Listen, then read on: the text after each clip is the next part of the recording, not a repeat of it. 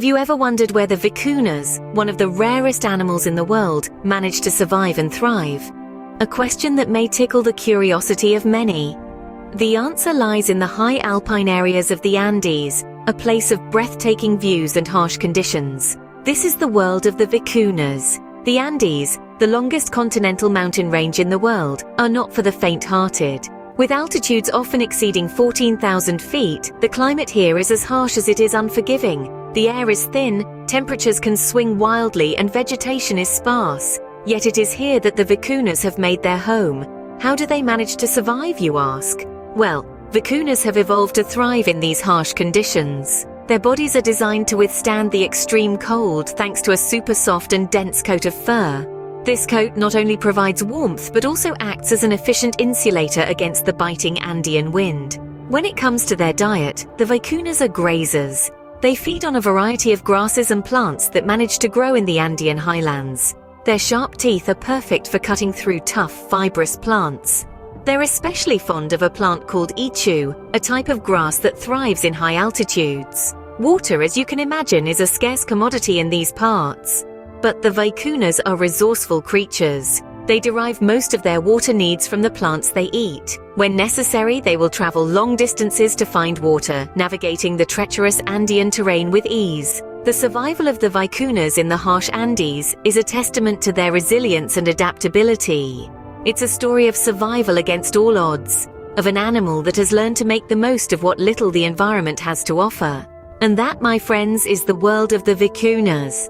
A world of strength, resilience, and sheer will to survive. Now that we know where they live, how do these fascinating creatures behave in their natural habitat? Vicunas are social creatures, living in family groups that typically comprise one dominant male, several females, and their young. They're not your typical couch potatoes, though. These agile animals are known for their active lifestyles, spending most of their day grazing on the grasses of the high Andes. Their mating habits are also quite interesting. The dominant male in the group has exclusive mating rights with the females. These males will fiercely defend their harems, often engaging in dramatic battles with rival males. The victor earns the right to mate and the loser is banished, left to join a bachelor herd or live a solitary life. Communication is key in the world of vicunas. They use a range of vocalizations, from soft humming sounds to communicate within the group, to loud alarm calls to warn of approaching danger. They also use body language, like neck stretching and ear positioning, to send messages to each other. Survival in the harsh Andes is no easy feat, but vicunas have developed some unique strategies to keep safe from predators. They are incredibly vigilant creatures, always keeping a watchful eye on their surroundings. If a threat is detected, they have an impressive turn of speed, often reaching up to 55 kilometers per hour. This, combined with their ability to swiftly navigate the rugged terrain, makes them a tough catch for most predators. Their behavior can also give us insight into their health and well-being. For instance, a vicuna that is not eating or interacting with the group may be ill. This is crucial information for conservationists who monitor vicuna populations and work to ensure their survival. Understanding the behavior of the vicunas gives us a glimpse into their fascinating world in the Andes. By observing and learning from these graceful creatures, we can better appreciate their importance in the ecosystem and the need to protect them for future generations to marvel at.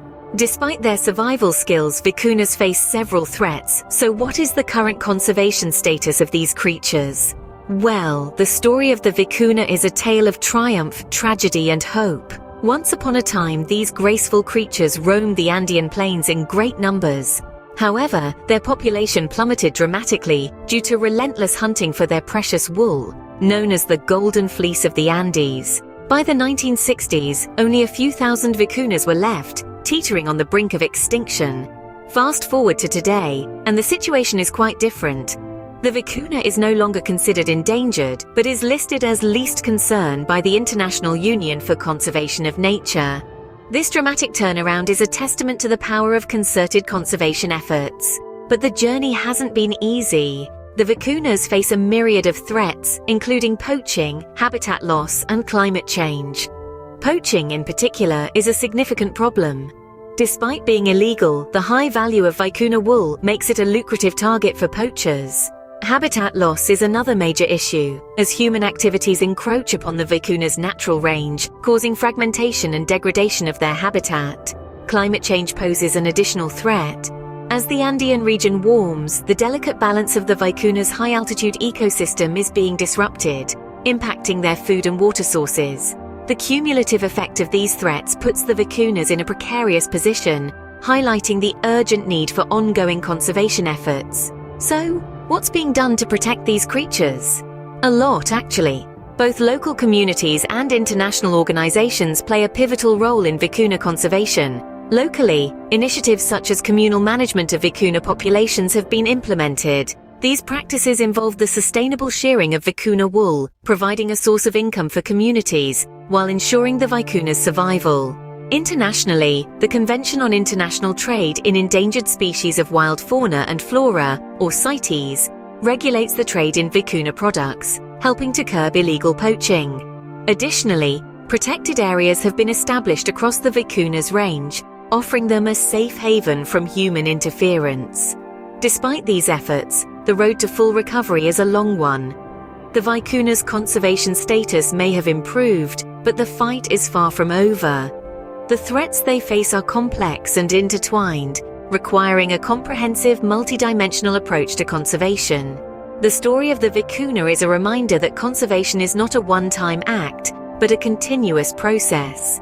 It's about striking a balance between the needs of humans and wildlife, between economic development and ecological sustainability. It's about understanding that every creature, no matter how small, has a role to play in the grand tapestry of life. The conservation of the vicunas is a critical task that requires the collective efforts of everyone. Did you know that vicunas produce one of the most expensive and sought-after wools in the world? Yes, indeed. Vicunas, these elegant creatures of the Andes, are the proud bearers of a golden fleece, a wool that is quite literally worth its weight in gold. This wool, or fleece, is not only extraordinarily soft but is also incredibly warm, making it a highly coveted material in the high fashion industry. But what makes it so valuable? Is it the rarity, the quality? Let's dive in. The fleece of a vicuna is unique. It's finer than any other wool in the world, measuring a mere 12 micrometers in diameter. That's 6 times finer than a human hair. This superfine fleece is a perfect insulator, trapping in heat and keeping out the cold, a necessity for surviving in the harsh climate of the high Andes. But it's not just the quality that makes this fleece so valuable. It's the rarity. You see, a vicuna can only be sheared once every 3 years, and even then it yields a mere 1 pound of wool. That's right, just 1 pound from an adult vicuna every 3 years. This scarcity drives up the price, making it one of the most expensive wools on the market. While the trade of vicuna wool provides a valuable income for local communities, it also poses a significant threat to the survival of these magnificent creatures. Overharvesting and poaching have led to a drastic decline in vicuna populations. Thankfully, conservation efforts are underway to ensure the vicuna's survival and sustainable shearing practices. In Peru, for example, local communities are allowed to shear vicunas under strict regulations. These regulations ensure that the vicunas are not harmed during the shearing process, and that they are given ample time to regrow their fleece before being sheared again. The vicuna's wool, a treasure of the Andes, is a double-edged sword, a source of income for many, but also a threat to the survival of these graceful creatures. As we marvel at the golden fleece of the Andes, let's also remember the responsibility we hold towards the protection and conservation of these remarkable animals.